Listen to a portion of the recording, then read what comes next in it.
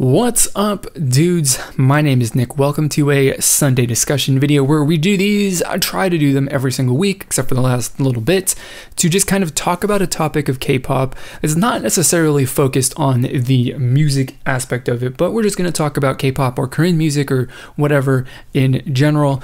And as the title of this video says, we're going to be talking about Rania, and also, I suppose, to an extent, DR Music as well, the company that is responsible for that train wreck of a group.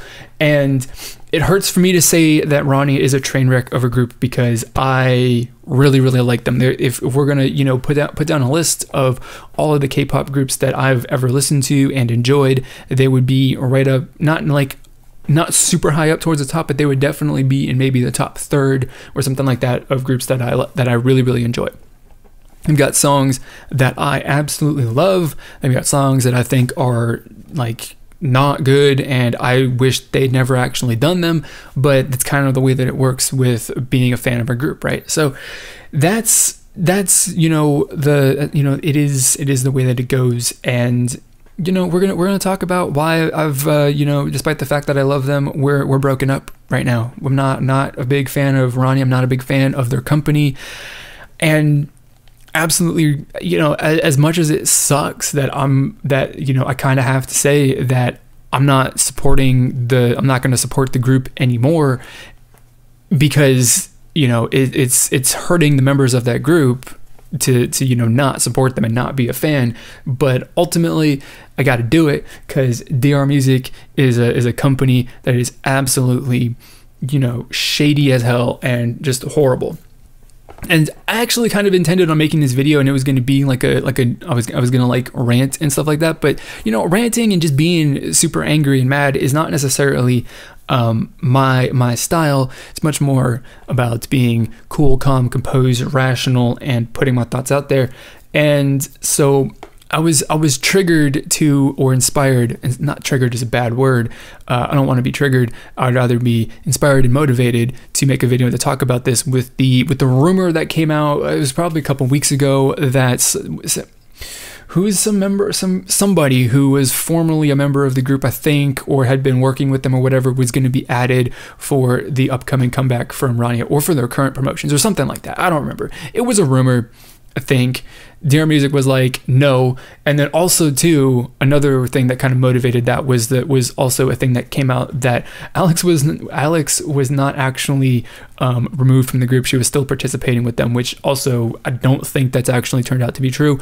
I'm not really following with the news with that. I don't really care. Like I said, going previously back, I'm done following them. It's too aggravating to follow what's going on with that group. So how did we get to this point? And you already are pretty familiar with just the absolute train wreck that Rania has been for the last 3 comebacks as a group, and well, essentially for pretty much their entire history as a group, or at least aside from maybe the first 2 years where they were relatively stable. They had a pretty somewhat consistent lineup of members, and then within the last 2-3 years that they've actually been active in releasing music, it's been just this constant rotation of members, new and old, that came back or came into the group and then promptly left.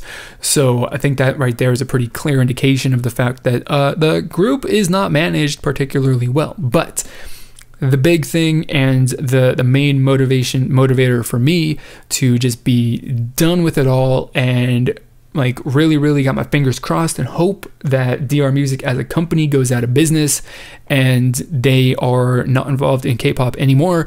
And that all comes down to the involvement of Alex in that group, or maybe I should say, it was a better phrase, the non-involvement of Alex in that group. So obviously, right, as you can kind of understand, right, it was really exciting when she was first supposed to be in their debut or their re-debut or whatever it was in Demonstrate, right? It was really awesome, and predictably disappointing at the fact that she was not included in the music video. But DR Music was like, look, we just had visa problems. That's the way that it is. She's going to be on live stages, stuff and the things. And, it's you know, we had issues, but that honestly probably should have been a pretty good hint that the comebacks that were going to follow that were going to be an absolute disaster. But you know, I kind of gave them the benefit of the doubt, even though I did say in a video that I know that I made kind of following that up, where I was irritated with the fact that she wasn't actually in the music video or included in like anything to do with that song, is that, you know, so yeah, like understand having problems with the visa and all that stuff, but you know, if you actually really, you know, care and value her as a member of the group, then if you're having issues with that, then you would delay your production potentially, or you wouldn't necessarily have, or you wouldn't have, you know, signed your contracts with the video producers and the, you know, booked studio time and done whatever it is that they did to produce that comeback and that album until they had her secured in the country to actually like participate, which they didn't do. So they were kind of, I suppose, cutting it really, really close on a really tight timeline to get that song out in, when did it come out? November, December, something towards the end of the year. And, you know, they just absolutely just screwed that up majorly. And that sucks. But their reasoning is, I suppose, understandable. But then what becomes not understandable and not acceptable and infuriating as a fan is that for the other comebacks that came after that, is she got the shafted in all of those as well. Similar, not, of course, they couldn't make an excuse like they did with the first comeback to say like, oh, well, we were having paperwork problems with her visa and stuff like that. So do you mean like, I don't think that actually, because again, I'm not following news super clearly, but I don't think that they actually said like, you know, anything other than like, oh, my bad, we're gonna fit her into the thing, or, you know, maybe they gave some weak ass reasons as to like potential issues and other stuff like that came in, you know, into play, and it just really sucks. And then of course that leads to the whole news that comes out that she's not a part of the group. DR Music releases a statement that's like, oh, well, due to racism and X sort of things, you know, she's not going to, you know, she's not going to participate with the group anymore. While she's on, I think, an Instagram live working out, and she doesn't know a goddamn thing about this, and she's finding out like that, and that's super cool, really awesome. But that's also like, they didn't actually, you know, officially come out and say that she was not a part of the group until like a week or two after they kind of started promotions for their latest, you know, song and video or whatever, which I refuse to watch. And, you know, when people started shitting on them for that, deservedly so, because she, of course, once again, was not included in the choreography of the music video, or I think really like she didn't get a major part in the song either. Which it's really, really irritating and upsetting. And I know that for a lot of people, you know, it's really, really exciting for, as, you know, someone who is from the United States or North America or Europe or anywhere else in the world, right? To see someone who is, you know, not only a minority, but not Asian, who's going to be represented in a K-pop group. Like, that's the thing. Like, I was like, you know, normally K-pop groups are made up of, if they're not Korean, then they're either Chinese or Japanese or some other, you know, part of Asia. At the very least, they are, you know, Korean American or something like that. Like, they are definitely of Asian descent. And she was going to be the first person in a K-pop group that was somewhat well known, at the very least, that was supposed to be actively participating in this group, and she was going to be a full member. And at the end of the day, even after their first release, you know, all I was thinking, you know, a lot of people were thinking was like, they're just using her for her race and, you know, her nationality, depending on whichever direction that you want to go with that.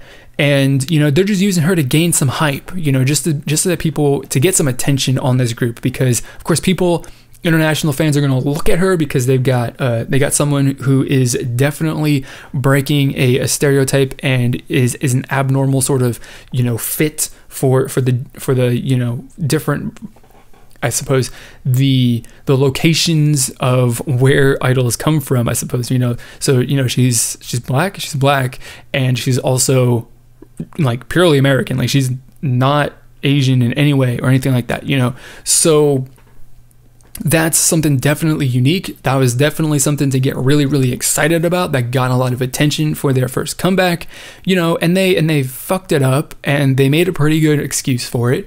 And then they fucked it up again with their second comeback, and then they fucked up the third comeback, and then they just kept fucking it up. And it makes me really, really mad that, you know, they played us. They played her. They took advantage of her so they could play us, you know, to get some attention, to generate some sales, and to generate some, you know, some positive PR or ultimately negative PR.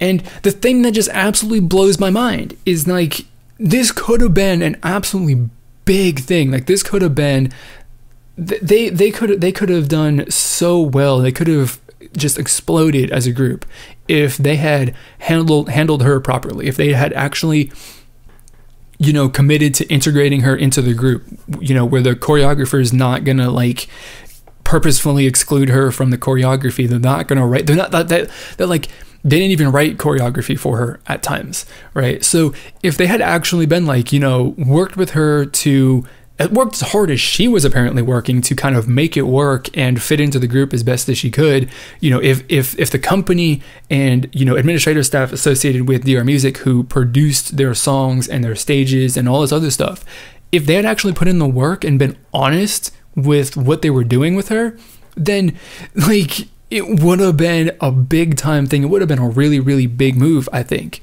You know, maybe they wouldn't have gotten a lot of attention and, you know, popularity and stuff like that in Korea itself or Asia itself because of it.